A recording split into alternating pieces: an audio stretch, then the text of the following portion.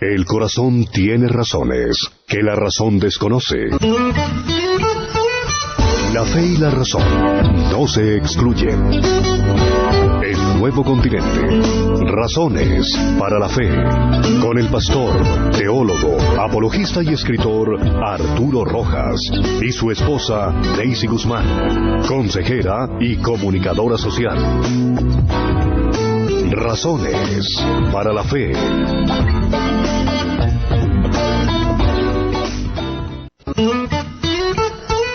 Buenas noches, estamos una vez más en nuestro programa Razones para la Fe, aquí frente al cañón, compartiendo temas de interés para ustedes. Así que, hola. Hola, nenita, ¿cómo estás? Sí, tuvimos un pequeño receso el lunes pasado, ¿no? Que no estuvimos en vivo, pero volvemos hoy acá. Tuvimos la conferencia de Juan Valdés, que creo que de todos modos llenó la expectativa de las personas. Es un conferencista, un apologista de primer nivel en el medio hispano, y yo creo que las personas debieron quedar satisfechas de la conferencia que él dio sobre el nuevo ateísmo, que fue el tema que él trató la vez pasada. Sí, hoy vamos con un tema, como siempre, interesante y muy oportuno, acercándose pues la Semana Santa, ¿no? Sí. La resurrección, algunos malentendidos. Son 3 lunes que vamos a tratar este tema, así que tres diferentes conferencias sobre la resurrección, porque la resurrección es un tema muy vasto, tiene mucha tela donde cortar desde el punto de vista apologético, y por eso no se puede agotar en un solo programa. Entonces vamos a estar tratando este tema desde diferentes perspectivas, diferentes enfoques. Qué bien. Tenemos muchas familias escuchándonos. Dice la familia de Anita Noza, está lista escuchándonos. Ligia Ruiz, bienvenida de nuevo. La familia Archila también, en sintonía, atentos, escuchamos y aprendemos en familia. Qué bueno. Estábamos también con las personas que muy fielmente nos escuchan desde New Jersey. Camilo Peggy, siempre un placer escucharlos. Qué lindo, Camilo, qué bueno que estés acompañándonos. Y pues bueno, hay mucha gente en sintonía, como Liliana Lesmes, Manuel Molina, Nayibe Yaver, Cristina Jiménez desde Canadá, Ana María Hernández desde Sogamoso, la familia Rojas Vergel, Marisela Murcia, Marcela Melo, bueno, un montón, Gloria Bermeo, Manuel Sánchez, qué bueno, Gina Caterín, Alejandra Rodríguez. Bueno, qué bueno que nos estén acompañando, así que vamos a entrar en materia sobre el tema de hoy, como ya lo dijimos, la resurrección, algunos malentendidos. Quiero preguntarte, bueno, ya de entrada, ¿no es un poco absurdo la idea de la resurrección desde el punto de vista de la ciencia actual? Eso es lo que nos quieren hacer creer.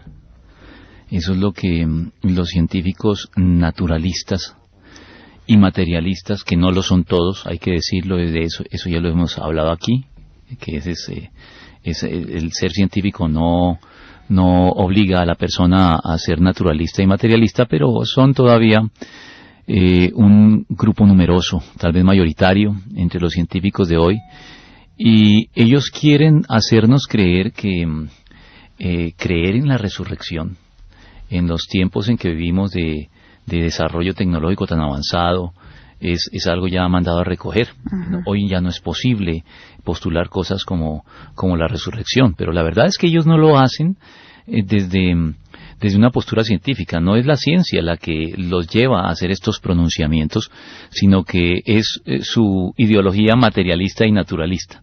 Ellos quieren dar a entender que es la ciencia la que descalifica este tipo de temas y la que lleva a la gente a desechar estas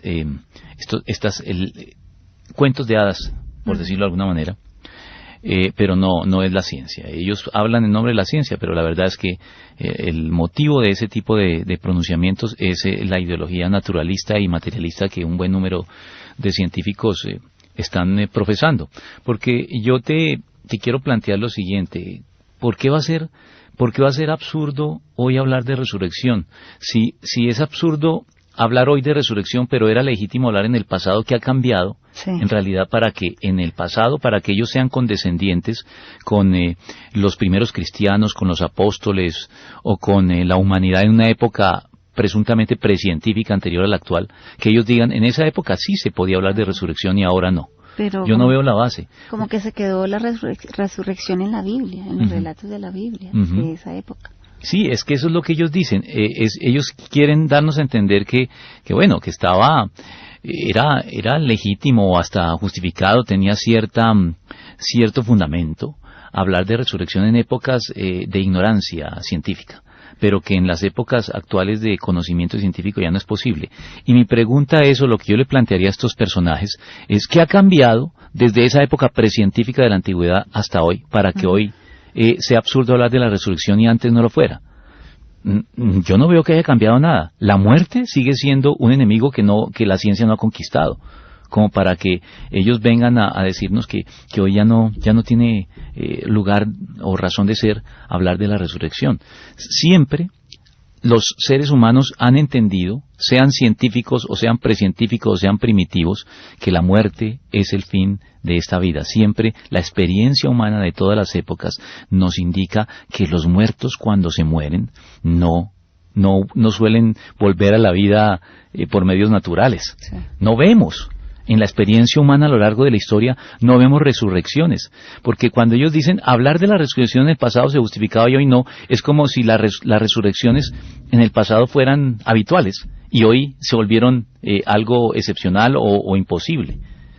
Sería la única justificación, que es que en el primer siglo se podía hablar de resurrecciones porque en esa época sí se verificaban resurrecciones. Ahora ya no, porque la ciencia nos dice que las resurrecciones no son posibles. Eso es un argumento o un razonamiento totalmente equivocado. Eso no es lo que pensamos. La muerte sigue siendo el punto final de la vida humana desde tiempos ancestrales hasta hoy. Y la ciencia no ha podido cambiar ese asunto.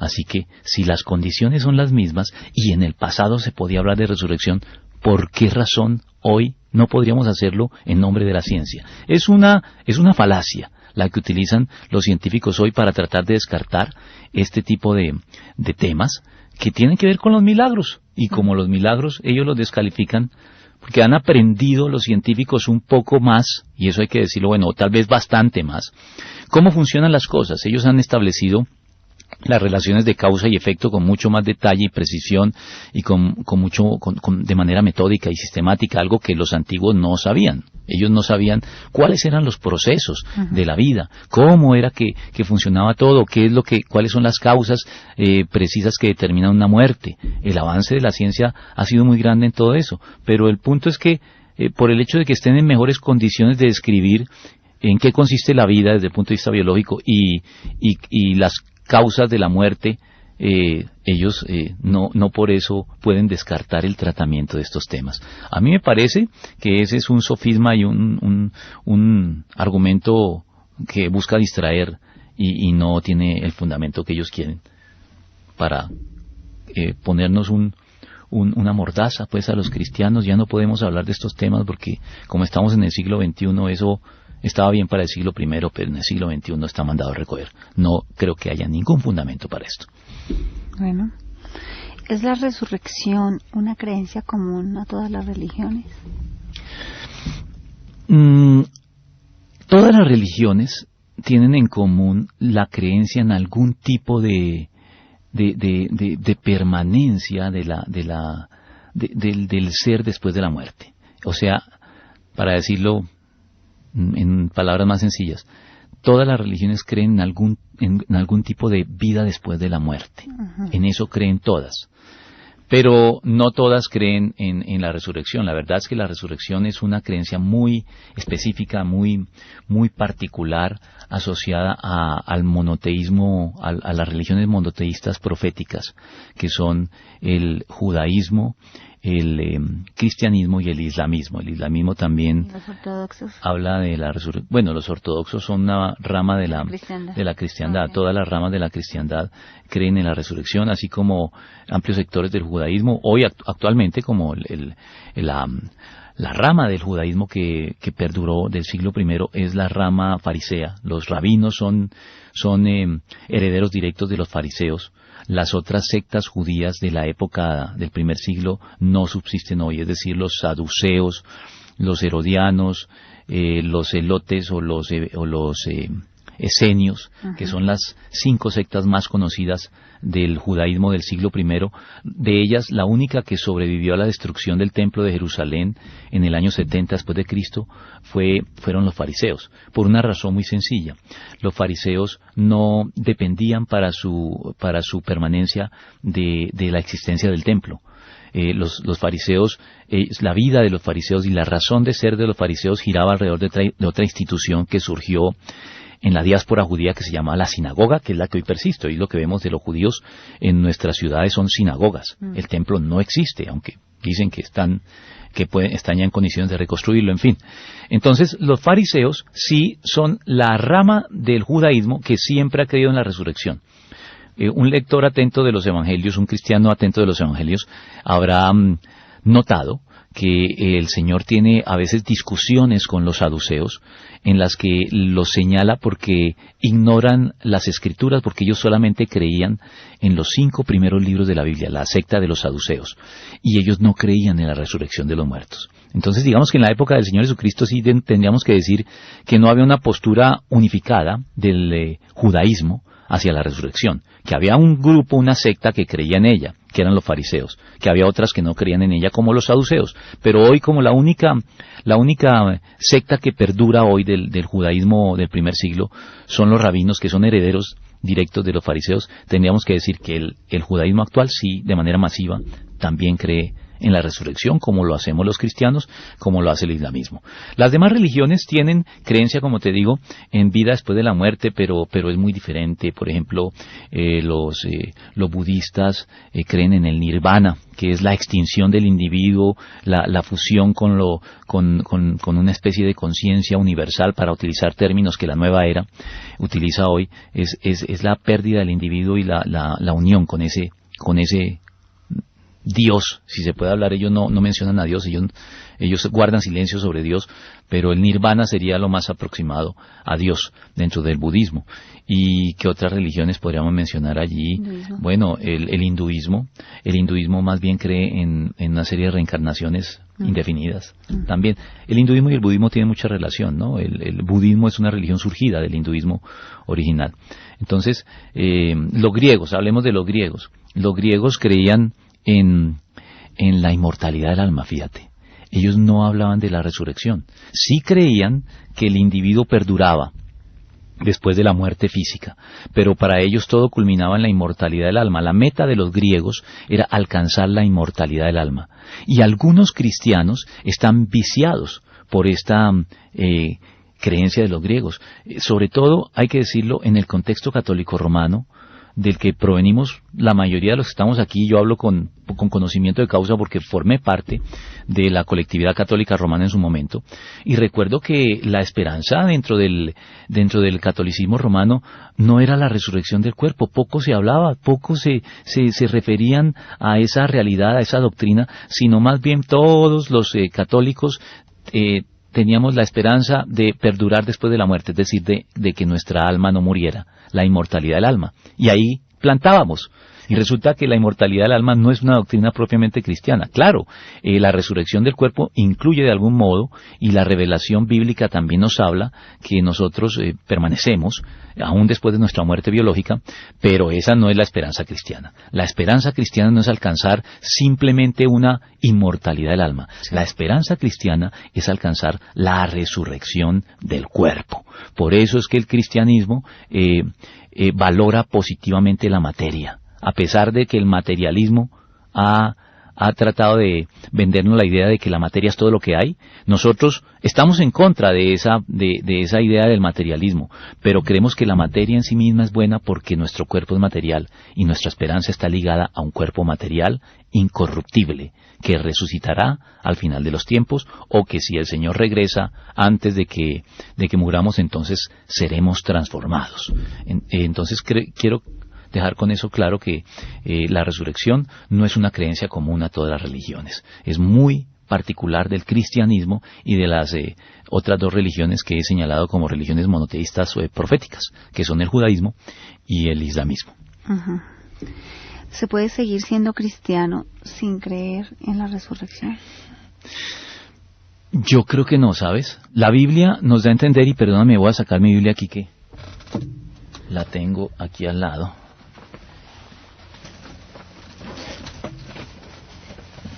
Discúlpenme la pausa, pero no la tenía a la mano. Sí, yo creo que no se puede ser cristiano sin creer en la resurrección.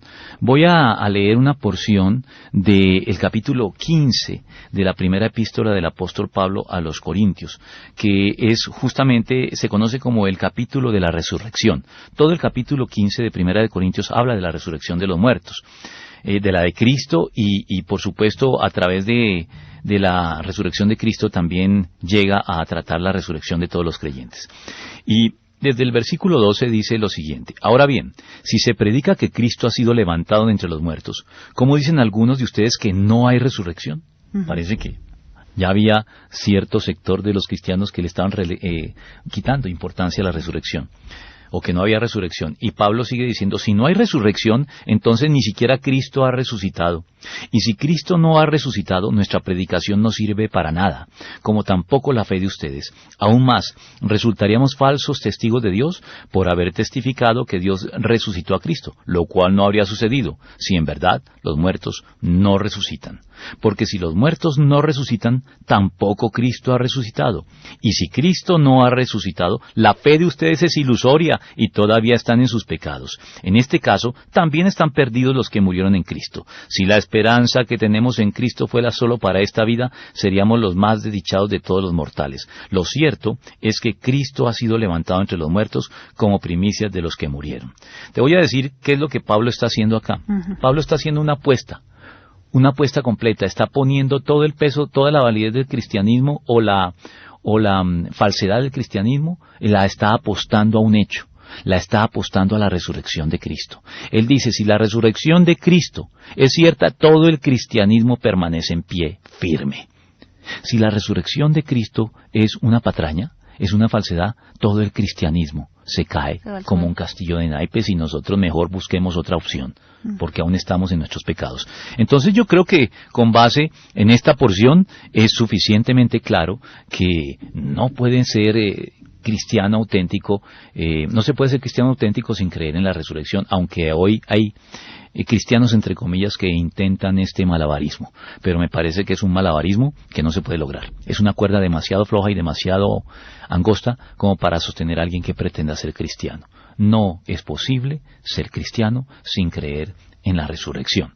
Pero cuando hablo de la resurrección quiero hacer una claridad. No en cualquier resurrección, en la de Cristo en primera instancia. Es importante creer en la resurrección del cristianismo, pero no en la resurrección general, ni siquiera la nuestra al final de los tiempos, en la que creemos. Esa es derivada, esa es una creencia que se deriva de la de Cristo. Si la de Cristo se diluye, todas las demás resurrecciones de las que habla la Biblia, como por ejemplo la que esperamos experimentar nosotros los creyentes al final de los tiempos, también se quedan sin fundamento. ¿Y sabes por qué lo digo? Porque hay teólogos, uno de ellos se llama, ya murió hace poco, es un gran teólogo, es uno de los pocos teólogos grandes del siglo XX que quedaba vivos en el protestantismo, que es el alemán Wolfhard Pannenberg. Él murió hace un par de meses, tal vez, o menos de 2 meses, creo. Es posible. Y Pannenberg era conocido, su sistema teológico se conocía como la teología de la resurrección. Él hablaba mucho de la resurrección, pero ¿sabes qué tiene Pannenberg? Habla mucho de la resurrección y no habla mucho de Cristo. Y a mí me parece que si tú vas a hablar mucho de la resurrección, tienes que terminar hablando mucho de Cristo, porque la resurrección es importante por la persona que resucitó en la historia. Es que es Jesucristo quien resucitó. Entonces, cuando tú hablas mucho de la resurrección, pero no mencionas al el único que ha sido protagonista hasta ahora de una resurrección, creo que estás perdiendo un poquito el foco. El foco del cristianismo siempre debe estar en Cristo. La resurrección es importante porque fue Cristo quien resucitó. La expiación es importante porque Cristo fue quien expió nuestros pecados. Siempre la persona de Cristo tiene más importancia que lo que hizo. Obviamente, no podemos separar lo que hizo de lo que Él fue. Pero antes de brindarle despliegue y hablar de lo que Cristo hizo, debemos hablar de quién fue. Él era Dios hecho hombre, y eso hace que todo lo que haya llevado a cabo cobre mayor importancia, como por ejemplo la resurrección de los muertos, de la que Él participó. Sí. O sea que sin resurrección de Cristo no hay cristianismo. No me parece a mí, no sé quién pueda argumentar en contra, pero creo que la Biblia no nos da pie para afirmar algo diferente. Lo contrario. ¿Qué puedes decirnos acerca de las resurrecciones relatadas en la Biblia? Bueno, ahí es donde tenemos unos malentendidos muy, muy específicos. Tú me hablas de las resurrecciones, y resulta que en la Biblia la única resurrección, estrictamente hablando, que ha tenido lugar es la de Cristo. La de Lázaro. La gente se refiere a la de Lázaro y a otros episodios similares como resurrecciones, pero realmente, en estricto rigor, si vamos a utilizar bien la terminología y a distinguir bien las cosas, esas no fueron resurrecciones, fueron resucitaciones milagrosas, por supuesto. Fueron resucitaciones milagrosas, pero no resurrecciones. La confusión en esto da pie a malentendidos, a la confusión entre los términos. Solemos referirnos a resurrecciones cuando mencionamos, por ejemplo, te voy a mencionar todos los casos. Pero, espérate, ¿qué diferencia hay entre resurrección y resucitación? Ya llego allá. Okay. Mira, en la Biblia sí se narran varios casos, tanto en el Antiguo, de resucitaciones milagrosas. No como las de hoy que llevan a cabo los médicos en las clínicas, que pues el carácter milagroso, bueno, uno como creyente puede atribuir una resucitación de esas a Dios, pero digamos que no tiene ese carácter evidente, sobrenatural, que sí tuvieron en su momento la resucitación del hijo de la viuda de Sarepta, o del hijo de la Sunamita, por cuenta de los profetas Elías y Eliseo en el Antiguo Testamento, o un cadáver incluso que se nos dice que retornó a la vida al tocar los restos del profeta Eliseo en el Antiguo Testamento. Esas son resucitaciones milagrosas que tienen lugar en el Antiguo Testamento. En el Nuevo Testamento tenemos la resucitación milagrosa de la hija de Jairo, o la resucitación milagrosa del hijo de la viuda de Naín. En los Evangelios se narran estas. Dorcas, también llamada Tabita, se dice que ella experimentó una resucitación. El joven Eutico, que se cayó de la ventana cuando Pablo predicaba muy largo, y se fue hasta la medianoche y él se durmió, estaba apoyado en la ventana, se durmió y cayó de una gran altura y murió, y Pablo desciende y lo vuelve a la vida de manera milagrosa. Y por supuesto, uno ve más de un Eutico en las iglesias los domingos, ¿no? Bueno, que se duermen, ¿no? Qué horror. Sí, menos mal que no nos sentamos en las ventanas. No hay que sentarse en las ventanas cuando esté uno en estas. Bueno, y la proverbial de todas es la de Lázaro, porque ocupa un lugar central en los evangelios. Todas esas que acabo de narrar son resucitaciones milagrosas. ¿Por qué no son resurrecciones? Porque la de Cristo es la única resurrección y tiene una diferencia abismal en relación con estas. Estos personajes murieron y volvieron a la vida milagrosamente con los mismos cuerpos corruptibles con los que murieron. Es decir, ellos volvieron a la vida y ganaron un periodo de gracia, pero volvieron a morir, de vejez, no sé, no se habla de ellos, pero pueden haber muerto ya de achaques de salud ya en su vejez, o por cualquier motivo, pero murieron de nuevo. Sí. Cristo resucitó, Él sí resucitó, para no, más que resucitó, yo suelo decirle a mis estudiantes que el gran problema es que ya tenemos vocablos diferenciados para Lázaro y para Cristo. Cristo experimentó una resurrección, mientras que Lázaro experimentó una resucitación. Pero no tenemos verbos diferenciados. Cuando queremos hacer referencia a una resucitación, hablamos de una persona que resucita. Cuando queremos hablar de alguien que experimenta una resurrección, usamos el mismo verbo. Entonces, por eso yo les digo a los estudiantes a veces, miren, Lázaro, el hijo de la viuda de Naín, resucitaron. Jesucristo resurreccionó.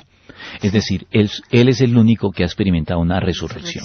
Todos los demás experimentaron resucitaciones milagrosas. Y por eso Él es el primogénito de la resurrección. Nadie antes que Él ha experimentado un regreso milagroso a la vida del carácter del que Él experimentó, que es volver con un cuerpo incorruptible y glorioso. Yo, sabes que esto lo capté bien. Es una novela, una trilogía de novelas de ciencia, de ficción que leí alguna vez que se llamaban La trilogía del Cristo clonado, que era ficción y tenía que ver con el manto de Turín. El manto de Turín, que ha sido tan investigado a ver si es auténtico o si no lo es. De pronto un día hablamos un poquito de eso, que puede ser también interés de nuestros oyentes. Pero el punto es que en la novela el autor desarrollaba la idea de que un equipo de investigadores había investigado concienzudamente el manto de Turín, y uno de ellos, un biólogo, había encontrado células adheridas al manto de Turín, y descubrió que eran células incorruptibles. Entonces, con esas células él comenzó a revolucionar el campo de la medicina, porque curaba enfermedades mediante las células, un poco de células que supuestamente Cristo, al resucitar, si el manto de Turín era original, era legítimo, al resucitar quedaron adheridas de su piel o al manto, y científico los descubrió. Esto es ficción. Esto es ficción, claro, pero es una manera en que con ese libro de ficción entendí lo que es. Sí. Como que capté el alcance de lo que es un cuerpo incorruptible. Unas células que él decía que no morían, que las tenía allí en cultivo, y las células seguían vivas y tenían una cantidad de propiedades para sanar cánceres y una cantidad de cosas. Entendí entonces, eso ya me da una idea muy precisa de lo que es la incorruptibilidad, y eso es lo que experimentó Cristo, un regreso milagroso a la vida para volver con un cuerpo incorruptible y glorioso. Sí, claro. Entonces eso hace que sea un malentendido, y yo soy muy insistente con mis estudiantes en que cuando nos referimos a Lázaro, a alguno de ellos, no hablemos de resurrección, hablemos de resucitación. Ya hay sustantivos diferenciados, así que hagamos la precisión. Tal vez no haya el verbo, pero entonces, por lo menos en el sustantivo, que tengamos el rigor del caso. No, muy buena la aclaración.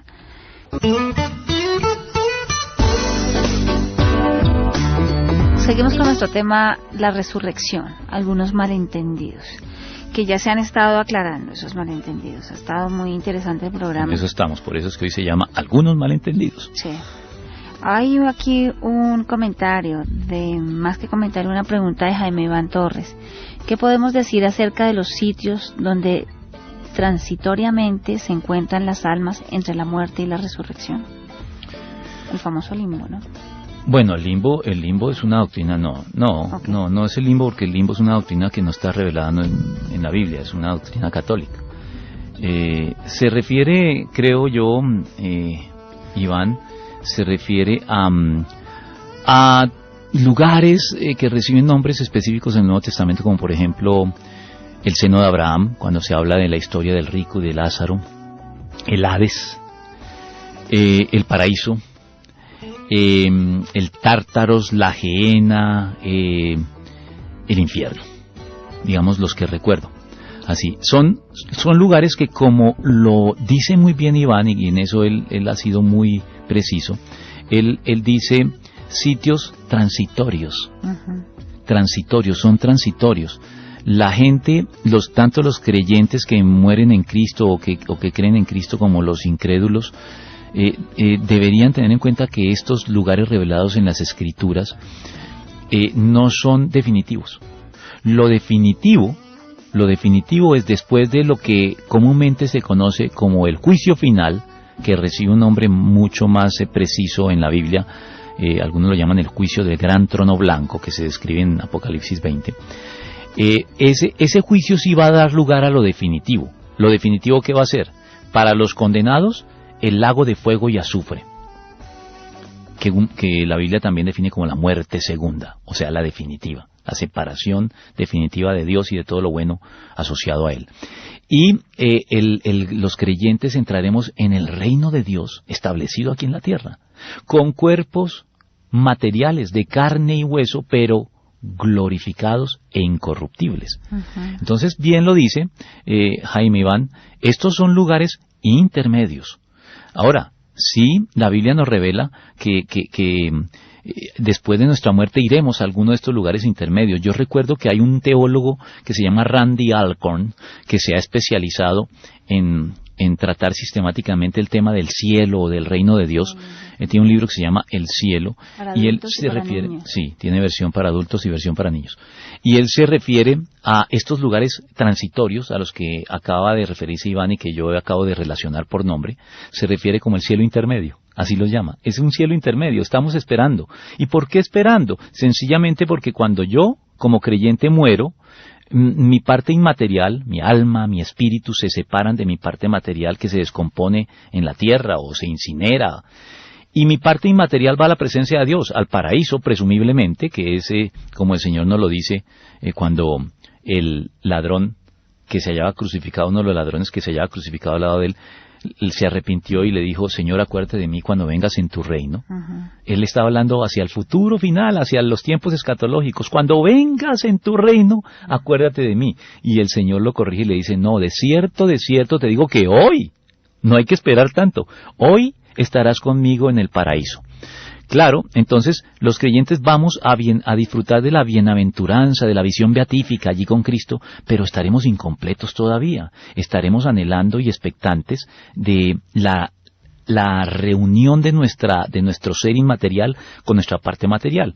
Pero ya no va a ser cualquier cuerpo, va a ser un cuerpo diferente. Así que sí, Jaime Iván, tendría que decirte que has acertado, son lugares transitorios y los cristianos debemos tenerlo presente, porque por muy llamativos y por muy bien que se describan como lugares de bienaventuranza, inmediatamente después de que muramos, no es el lugar definitivo. El lugar definitivo va a ser esta tierra renovada y transformada cuando el Señor regrese de manera visible y con toda su gloria, y todos nosotros seamos transformados o resucitemos finalmente con un cuerpo incorruptible, que es el único apropiado para entrar en la nueva tierra y en el nuevo cielo donde moran la justicia, según dice el apóstol Pedro en su segunda epístola. Sí, aquí Liliana Pulido precisamente habla sobre un tema relacionado. Dice: al final de los tiempos resucitaremos en nuestro propio cuerpo, o no necesariamente.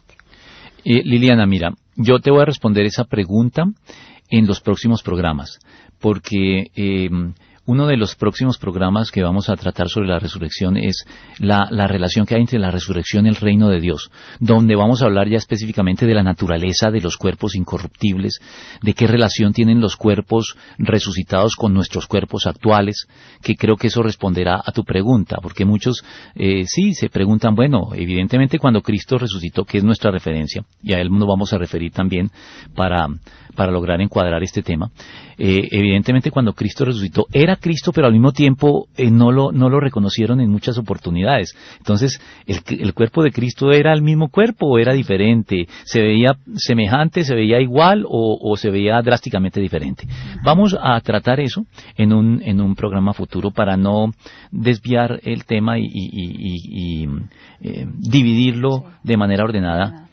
Sí, son 3 lunes los que vamos a tocar este tema sobre la resurrección. El último programa, o sea, del próximo lunes en 8, de hoy en 15 días, estaremos hablando y respondiendo hasta donde la Biblia nos lo permite a la pregunta que nos hace Liliana. Guillermo Oramas dice: de acuerdo con eso, ¿el alma persiste tras la muerte del cuerpo? ¿No es una propiedad, entre comillas, inherente a este? La Escritura no lo da a entender. Que el alma esté tan ligada al cuerpo, que lo que pasa es que aquí entramos en una discusión de otra índole, Guillermo, y es la discusión desde los comienzos del cristianismo entre dos facciones del cristianismo que afirman, una, que el ser humano es tricótomo, es decir, está constituido por 3 elementos en íntima unidad y formando una sola persona, que son el cuerpo, el alma y el espíritu. Yo soy tricótomo, pero no todos los cristianos son tricótomos y no podemos descalificarnos mutuamente. Hay cristianos que son dicótomos. ¿Qué es la dicotomía? Son cristianos que piensan que el ser humano solamente tiene 2 y no 3 elementos constitutivos, que son el cuerpo, por supuesto, y el alma o el espíritu. Para los cristianos dicótomos alma y espíritu son términos sinónimos que no tienen diferencias sustantivas entre ellos, son términos intercambiables. Entonces, dependiendo tu pregunta, para poderla responder, tendríamos que saber desde qué perspectiva la vamos a responder, si desde una perspectiva tricótoma o desde una perspectiva dicótoma.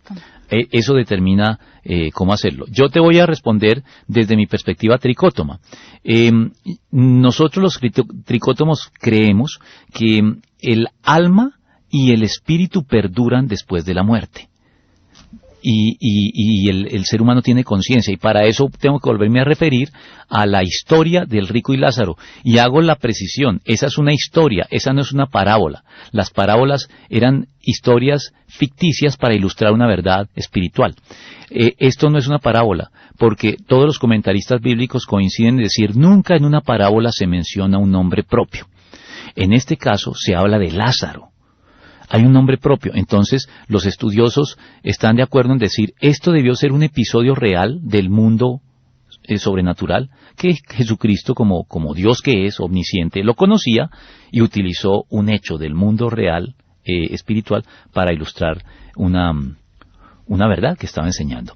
Y yo veo allí que tanto Lázaro como el rico estaban plenamente conscientes, tenían sentimientos, tenían voluntad, tenían capacidad pensante. Así que, de acuerdo a eso, no podríamos decir que el alma muere con el cuerpo, sino que el alma y el espíritu perduran después de la muerte. O, si fuéramos dicótomos, diríamos el alma o el espíritu perduran después de la muerte. Mauricio Garzón dice: saludos, Pastor Arturo y Daisy, buen programa. Un aporte: ¿es la resurrección una confirmación del misterio profético de Jesús?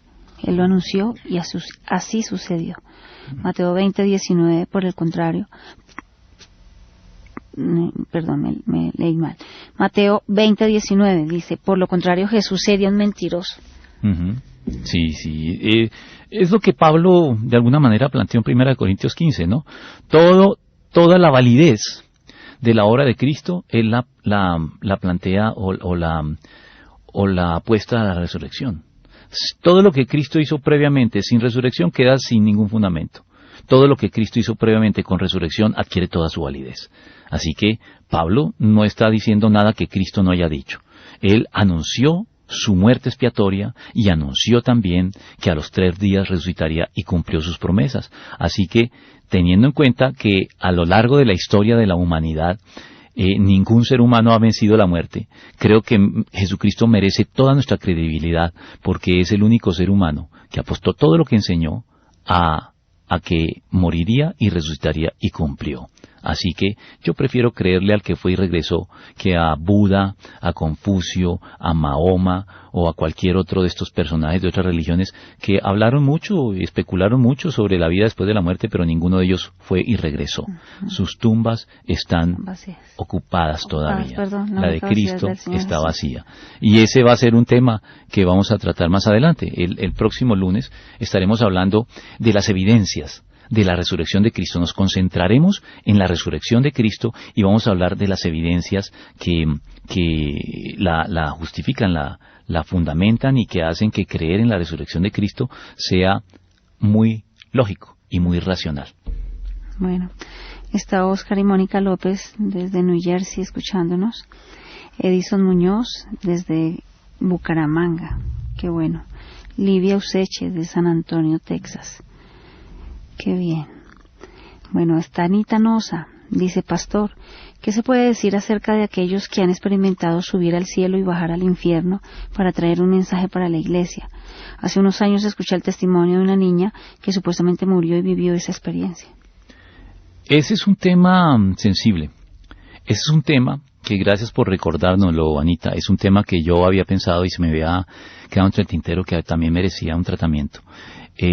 Todo lo que se habla hoy de la vida después de la muerte, las experiencias, yo las he mencionado tangencialmente, pero ese puede ser un programa. Lo que pasa es que estructurarlo bien, porque hay que hablar durante 1 hora del tema, entonces hay que documentarse bien para poder llenar la hora.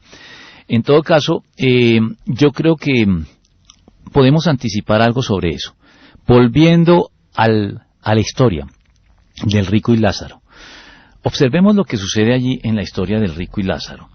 Hay un diálogo entre Abraham, que es quien tiene con él a Lázaro, y el rico injusto y el piadoso Abraham, que va a disfrutar de la bienaventuranza en el seno de Abraham, mientras que el rico tiene que padecer tormentos. Hay una petición que al final de esta historia, que se encuentra para los que quieran leerla en el capítulo 16 del Evangelio de Lucas, desde el versículo 19 hasta el 31, cuando el rico hace una petición de este estilo. Voy a leer el versículo 23. En el infierno, en medio de sus tormentos, el rico levantó los ojos y vio de lejos a Abraham y a Lázaro junto a él. Así que alzó la voz y lo llamó: Padre Abraham, ten compasión de mí y mándalo a Lázaro que moje la punta del dedo en agua y me refresque la lengua, porque estoy sufriendo mucho en este fuego. Pero Abraham le contestó: Hijo, recuerda que durante tu vida te fue muy bien, mientras que a Lázaro le fue muy mal, pero ahora a él le toca recibir consuelo aquí y a ti sufrir terriblemente. Además de eso, hay un gran abismo entre nosotros y ustedes, de modo que los que quieran pasar de aquí para allá no pueden, ni tampoco pueden los de allá para acá. Entonces, ante esta negativa, aquí estoy ya comentándolo yo, no sigo leyendo, ante esta negativa de Abraham, ante esta imposibilidad de concederle una respuesta favorable a la petición del rico, él entonces cambia la estrategia y le pide otra cosa. Versículo 27. Él respondió: Entonces te ruego, Padre, que mandes a Lázaro a la casa de mi padre, para que advierta a mis 5 hermanos y no vengan ellos también a este lugar de tormento. Pero Abraham le contestó: Ya tienen a Moisés y a los profetas, que les hagan caso a ellos. No les harán caso, padre Abraham, replicó el rico. En cambio, si se les presentara uno de entre los muertos, entonces sí se arrepentirían. Y escuchemos la conclusión de la historia. Abraham le dijo: si no les hacen caso a Moisés y a los profetas, tampoco se convencerán aunque alguien se levante de entre los muertos. ¿Qué es lo que estamos encontrando aquí? Que todas esas historias son bonitas, y yo no digo que haya que descalificarlas, pero hay que verlas con beneficio de inventario, porque no pueden sustituir la revelación de Dios en la Biblia.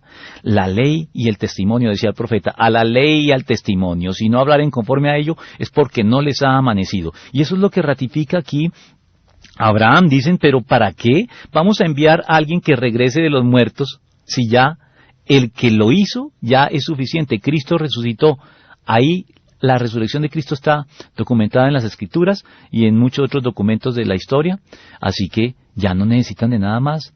Eso es suficiente. El que quiere creer lo puede hacer con base en lo que está narrado en la ley y los profetas, que era la manera en que los judíos se referían al Antiguo Testamento. O sea, en las Escrituras está. No hay razón de enviar a alguien de regreso. Si no creen en las Escrituras, no creerán, aunque alguien se levante de los muertos. Por eso es que creo que estas experiencias, sin descalificarlas, siempre hay que verlas con beneficio de inventario y siempre hay que evaluarlas a la luz de las Escrituras. Y eso es lo que haremos en su momento cuando tratemos estas experiencias en un programa específicamente dedicado a ellas. Ok, bueno.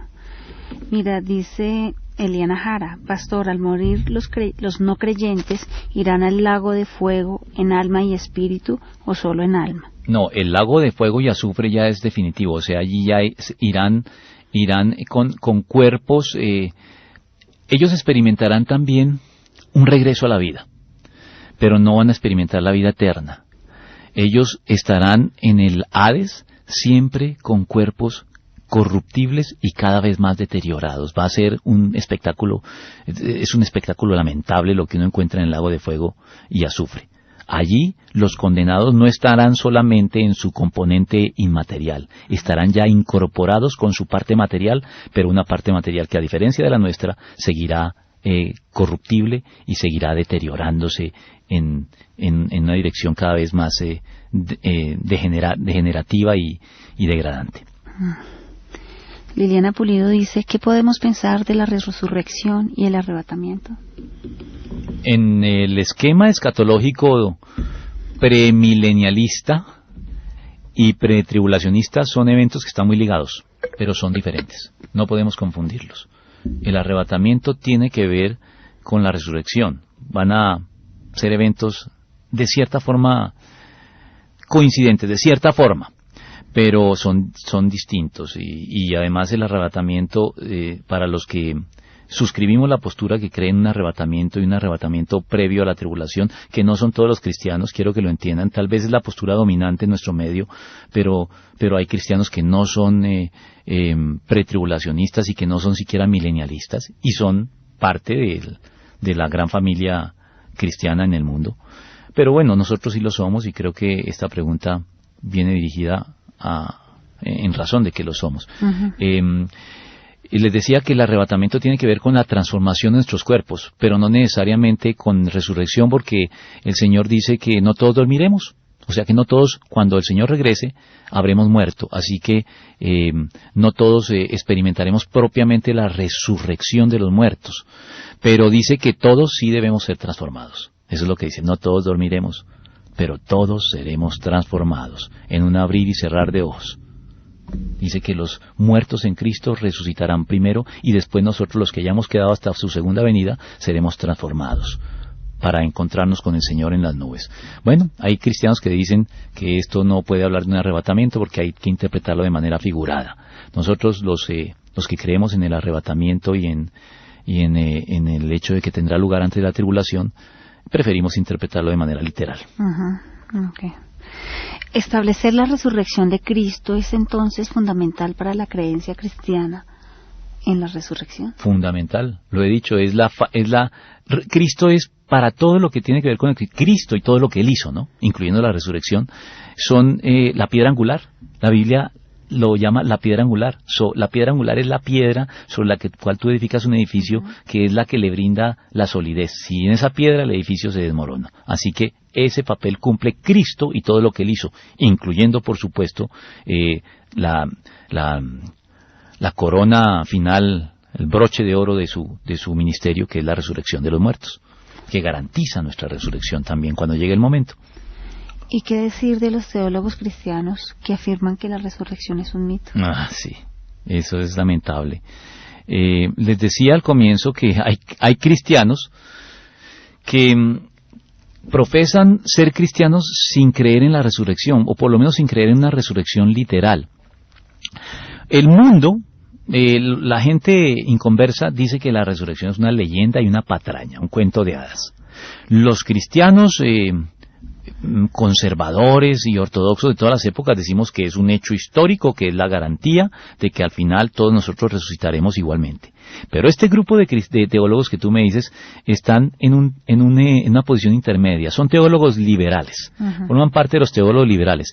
Ellos no afirman ni que la resurrección sea una patraña, una falsedad como los incrédulos, pero tampoco sostienen con nosotros los creyentes conservadores que es un hecho histórico, que es el fundamento de nuestra propia resurrección al final de los tiempos. Ellos dicen que es un mito.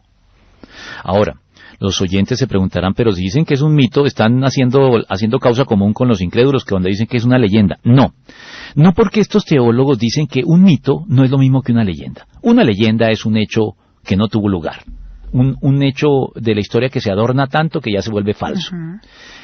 El mito, dicen ellos, es un malabarismo el que hacen ellos aquí, porque dicen, un mito es un acontecimiento que no es real desde el punto de vista histórico, pero sí transmite una verdad existencial. Los existencialistas le dieron un significado al mito que dicen, miren, la resurrección de Cristo no fue una resurrección literal, no fue el retorno de un cadáver de entre los muertos, sino es una manera mítica para referirse a un cambio de dimensión o de nivel o de calidad de vida, a un salto existencial que Cristo llevó a cabo, sin que implique volver de los muertos. Entonces ellos aquí hacen una elaboración que ya los oyentes se estarán dando cuenta de que esto es demasiado traído de los cabellos y enredan la cosa y como que actúan bajo el argumento de si no puedes convencerlos, confúndelos. Sí. Pero entonces hay teólogos que dicen, cristianos ellos, con acreditaciones de altas instituciones educativas, que afirman que la resurrección de Cristo no debe verse como un hecho literal, sino como un hecho mitológico, lo cual no implica que sea falso, porque ya establecí que para ellos leyenda y mito son cosas diferentes, que hay una verdad existencial en las narraciones de la resurrección de Cristo, pero que no es definitivamente una verdad histórica. Y aquí es donde yo me tengo que disociar, uh-huh, de ellos, sí, claro, y decir, no le prestan un buen servicio al cristianismo con estas explicaciones tan elaboradas y que terminan es más bien socavando al cristianismo y no ayudándolo como ellos pretenden hacerlo. ¿Cuál es la prueba reina de la resurrección de Cristo? Desde el punto de vista objetivo de la historia, creo que la prueba reina es la tumba vacía. Aunque de eso vamos a hablar en el próximo programa, ¿no? La tumba vacía sería la prueba reina. Los que van a Jerusalén, nosotros tuvimos la oportunidad de hacer una peregrinación a Tierra Santa, y la verdad es que no diría conmovedor, sino impactante. Lo sobrecoge a uno, sí. Sobrecogedor más bien. Cuando sí. Uno llega a la tumba vacía y ahí está el letrero, no está aquí, Él resucitó. Realmente eso, bueno, somos personas de fe y eso nos toca el corazón. Pero la prueba reina no está restringida a los que viajan a Israel. La prueba reina en el campo existencial me parece que es otra. Y yo creo que nadie mejor que un poeta, o yo no sé si será un poeta necesariamente, pero pues un cristiano que se llama Ismael Sánchez B., no sé quién sea, pero alguna vez encontré este soneto que lo compuso él, y me parece que en este soneto él deja expuesta y plasmada en términos poéticos la prueba reina de la resurrección de Cristo. Voy a referirme a su soneto. Él dice así: de que vive mi Señor no tengo duda. La Santa Biblia así lo certifica. Antes que al descreído que claudica, prefiero a este gran libro que no muda. Yo sé que vive, inestimable ayuda, de mi ser hoy mi alma testifica. Su gracia es que cambia y vivifica, y que se ofrece a todo aquel que acuda. Mas tengo un argumento siempre nuevo, que a la incredulidad la torna vana. Es la oración que diariamente elevo. Por esto digo, como aquella anciana, negar que Cristo vive, no me atrevo, si conversé con Él esta mañana. Entonces la prueba reina, sí, yo creo que la prueba reina es que si Cristo resucitó y está vivo, y dijo, cuando resucitó y ascendió a la diestra del Padre, dijo, he aquí yo estoy con ustedes todos los días hasta el fin del mundo, la prueba reina es que tú lo invoques y le pidas: Señor, con humildad, acudas a Él, revélate en mí, si estás vivo verdaderamente, si volviste de la tumba y hoy vives, quiero que te manifiestes en mi vida y que me perdones o que te reveles a mí, y a los que lo hacen con la actitud correcta, estoy seguro que el Señor no los deja sin la respuesta adecuada.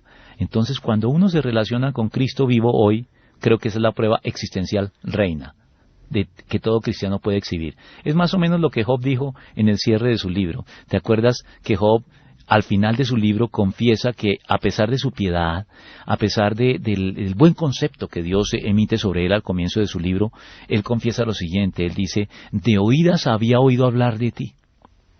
Él tenía referencias de terceros. Él no había tenido un encuentro personal con Dios. Pero concluye diciendo: pero ahora mis ojos te ven.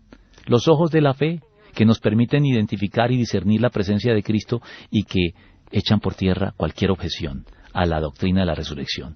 Él vive, se levantó de los muertos, y por eso hoy está al alcance de una oración humilde, con arrepentimiento y con fe.